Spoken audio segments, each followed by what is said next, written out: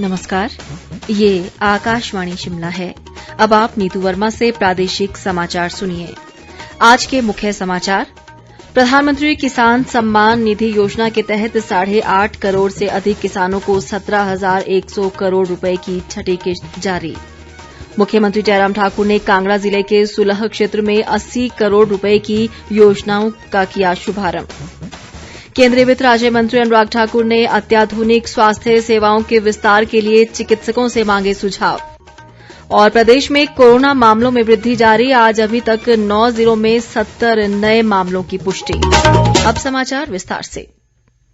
प्रधानमंत्री किसान सम्मान निधि योजना के तहत 8 करोड़ 55 लाख से अधिक लाभार्थियों को 17,100 करोड़ रुपए की छठी किश्त जारी कर दी गई है। प्रधानमंत्री नरेंद्र मोदी ने आज वीडियो कॉन्फ्रेंस के माध्यम से इस किश्त को लाभार्थी किसानों के लिए जारी किया। इस अवसर पर उन्होंने कहा कि केंद्र सरकार की विभिन्न योजनाओं के माध्यम से किसानों को आत्मनिर्भर बनाने का उद्देश्य पूरा हो रहा है। प्रधानमंत्री ने किसानों से अपने खेतों में कम मात्रा में उर्वरकों का इस्तेमाल करने की अपील की। हमें हमारी धरती माता को भी बचाना है। जिस प्रकार से हम आंख बंद करके अनाप शनाप यूरिया का उपयोग करते हैं, पूरी धरती माता हमारी तबाह हो रही है। तो हमारे किसान वो ये तय कर सकते हैं कि अभी अगर वो 5 थैली यूरिया लेते हैं तो आगे से 3 थैली में ही चलाएंगे। अभी वो 6 थैली लेते हैं तो आगे से 4 थैली में ही चलाएंगे। उसका पैसा बचेगा, ये हमारी धरती माता बचेगी और किसान का, बच्चों का भविष्य उज्जवल हो जाएगा। मुख्यमंत्री जयराम ठाकुर ने कांगड़ा जिले के सुलह क्षेत्र में आज 80 करोड़ रुपए की योजनाओं का शुभारंभ किया। इनमें उप तहसील कार्यालय का लोकार्पण भी शामिल है। उन्होंने पालमपुर में भी विकास परियोजनाएं जनता को समर्पित की। पालमपुर में एक सभा में मुख्यमंत्री ने कहा कि कोरोना संकट के दौरान राज्य सरकार ने बाहरी राज्यों से करीब 2.5 लाख लोगों को घर वापस लाया है, लेकिन ये दुर्भाग्यपूर्ण है कि कांग्रेस नेता सरकार के इन प्रयासों का भी विरोध कर रहे हैं। उन्होंने कहा कि कोविड-19 महामारी से निपटने के लिए राज्य सरकार द्वारा किए प्रयासों की प्रधानमंत्री ने भी सराहना की है। मुख्यमंत्री ने लोगों को आश्वासन दिया कि उनकी विभिन्न मांगों पर सहानुभूतिपूर्वक विचार किया जाएगा। विधानसभा अध्यक्ष विपिन परमार, उद्योग मंत्री बिक्रम ठाकुर और वन मंत्री राकेश पठानिया भी इस दौरान मौजूद रहे। मुख्यमंत्री का आज ऊना जिले का दौरा भी प्रस्तावित था, लेकिन खराब मौसम के चलते इसे रद्द कर दिया गया। इस दौरान मुख्यमंत्री का ऊना, कुटलैहड़ और हरोली विधानसभा क्षेत्रों में करीब 200 करोड़ रुपए की योजनाओं का उद्घाटन व शिलान्यास करने का कार्यक्रम था। इस बीच ऊना जिले के थाना खास में एक कार्यक्रम में कृषि व पशुपालन मंत्री वीरेंद्र कंवर ने कहा कि सरकार ने अगले 1.5 वर्ष में प्रदेश की सभी सड़कों को बेसहारा पशु मुक्त करने का लक्ष्य रखा है। उन्होंने कहा कि राज्य में 7 गौ अभ्यारण्य स्थापित किए जा रहे हैं, जहां बेसहारा गौवंश को रखा जाएगा। पूर्व भाजपा अध्यक्ष सतपाल सत्ती भी इस दौरान मौजूद रहे। स्वास्थ्य मंत्री राजीव सैजल ने कहा है कि युवाओं को नशे से दूर रखने के लिए अभिभावकों व अध्यापकों को तालमेल बनाकर कार्य करने की जरूरत है। सोलन में एक कार्यक्रम में उन्होंने कहा कि वर्तमान समय में नशा समाज के लिए एक गंभीर चुनौती बनकर उभरा है। राजीव सैजल ने कहा कि इस दिशा में पुलिस प्रशासन को भी सतर्कता से कार्य करना होगा। उन्होंने कहा कि राज्य सरकार नशे को जड़ से समाप्त करने के लिए योजनाबद्ध ढंग से कार्य कर रही है और इसके लिए पड़ोसी राज्यों का भी सहयोग लिया जा रहा है।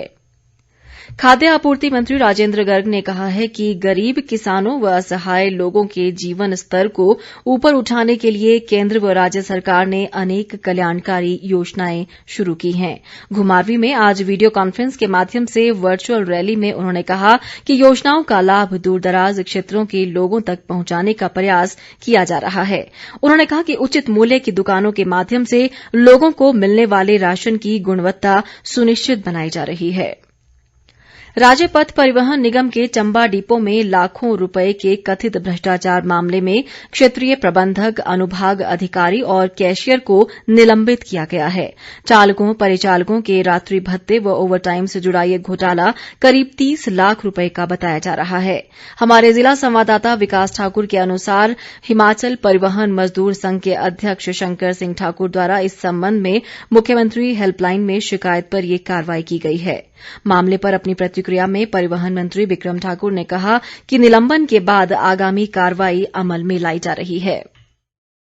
भ्रष्टाचार के मामले में कुछ लोगों के ऊपर इस प्रकार के आरोप लगे हैं, तो निश्चित तौर पे अगर जो भी गलती करेगा उसके ऊपर कोई ना कोई एक्शन होगा। अभी पता चला है कि चंबा में इस प्रकार की परिस्थिति बनी है, उन लोगों को सस्पेंड किया है और आगे की कार्रवाई की जाएगी। केंद्रीय वित्त राज्य मंत्री अनुराग ठाकुर ने समाज के अंतिम व्यक्ति तक अत्याधुनिक स्वास्थ्य सेवाओं का विस्तार करने के लिए चिकित्सकों से सुझाव मांगे हैं। उन्होंने चिकित्सा को रोजगार से जोड़ने के लिए भी सुझाव देने को कहा है।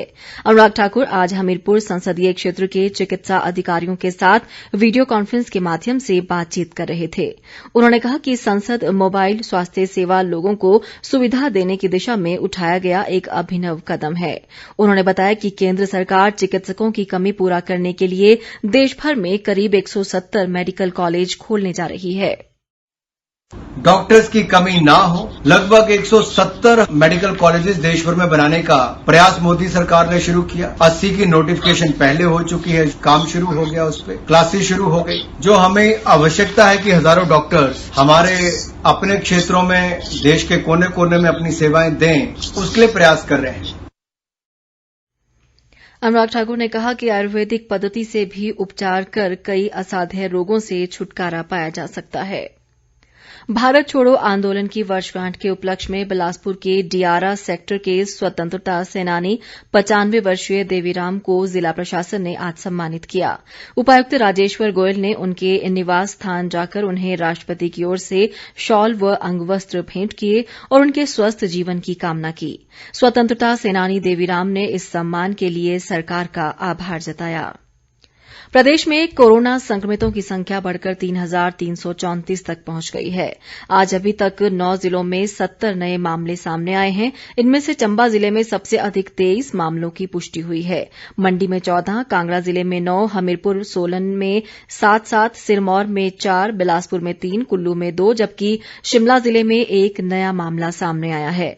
स्वास्थ्य विभाग द्वारा जारी बुलेटिन के मुताबिक अब तक 2,128 लोग उपचार के बाद ठीक हुए हैं और 1,165 से अधिक सक्रिय मामले हैं। आज जांच के लिए कुल 2,067 सैंपल लिए गए, जिनमें से 1,437 की रिपोर्ट का इंतजार है। बीती रात नेरचौक अस्पताल में हमीरपुर के एक 74 वर्षीय बुजुर्ग की मौत के साथ राज्य में अब कोरोना संक्रमण से मरने वालों की संख्या 13 हो गई है। इस बुजुर्ग व्यक्ति को 28 जुलाई को हमीरपुर से नेरचौक अस्पताल शिफ्ट किया गया था। प्रसिद्ध लोक गायिका शांति बिष्ट का आज सुबह निधन हो गया। वे हिमाचल कोकिला के नाम से मशहूर थी और करीब 3 दशक में उन्होंने कई लोकगीत गाए। Kangra culture welfare society Shimla के अध्यक्ष ओपी शर्मा ने उनके निधन पर दुख व्यक्त किया है। कुल्लू जिला भाजपा अध्यक्ष भीमसेन शर्मा ने शरण गांव को हथकरघा गांव के रूप में चुनने पर केंद्र का आभार जताया है। उन्होंने कहा कि इस फैसले से हथकरघा उद्योग को बढ़ावा मिलेगा और ये गांव पर्यटकों के आकर्षण का केंद्र बनेगा। चंबा जिले में 2 दिनों में करीब 70 कोरोना मामले आने के बाद प्रशासन हरकत में आ गया है। प्रशासन ने शहर के 8 वार्ड सील कर दिए हैं। इनमें एक्टिव केस फाइंडिंग अभियान चलाया गया है और लोगों से घरों से बाहर न निकलने की अपील की गई है। उपायुक्त विवेक भाटिया ने बताया कि नगर परिषद क्षेत्र को छोड़कर अन्य स्थानों में स्थिति पहले की तरह सामान्य रहेगी। अंत में मुख्य समाचार एक बार फिर। प्रधानमंत्री किसान सम्मान निधि योजना के तहत 8.5 करोड़ से अधिक किसानों को 17,100 करोड़ रुपए की छठी किश्त जारी। मुख्यमंत्री जयराम ठाकुर ने कांगड़ा जिले के सुलह क्षेत्र में 80 करोड़ रुपए की योजनाओं का किया शुभारंभ। केंद्रीय वित्त राज्य मंत्री अनुराग ठाकुर ने अत्याधुनिक स्वास्थ्य सेवाओं के विस्तार के लिए चिकित्सकों से मांगे सुझाव। और प्रदेश में कोरोना मामलों में वृद्धि जारी। आज अभी तक 9 जिलों में 70 नए मामलों की पुष्टि। इसी के साथ ये समाचार बुलेटिन समाप्त हुआ। नमस्कार।